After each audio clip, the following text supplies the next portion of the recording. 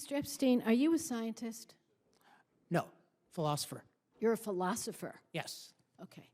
Well, this is the Environment and Public Works Committee. I think it's interesting we have a philosopher here talking about an issue. It's to teach you how to think more clearly. Well, you don't have to teach me how to think more clearly. You don't I have think I to do. try running for the Senate on your platform.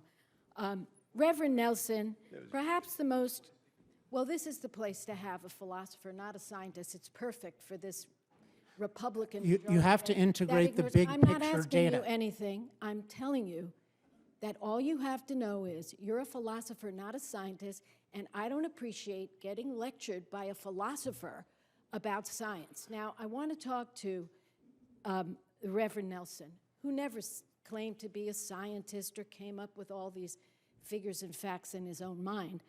I just want to say to you, you are the most eloquent person I've ever heard in all my years here. And I am so grateful to you for bringing your eloquence to this committee.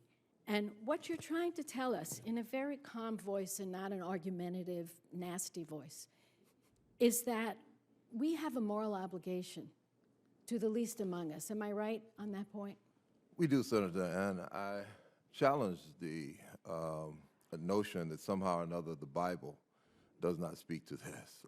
I have with me actually a green Bible, which the pages are marked and the passages are marked in green throughout this Bible, that actually speak to the issues of the care of creation.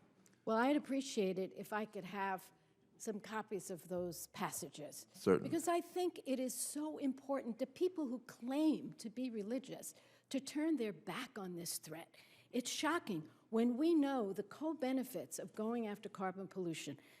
We're going to I think one of the tensions on the committee on this issue is how do you weigh economic growth and then how do you weigh these kinds of environmental considerations?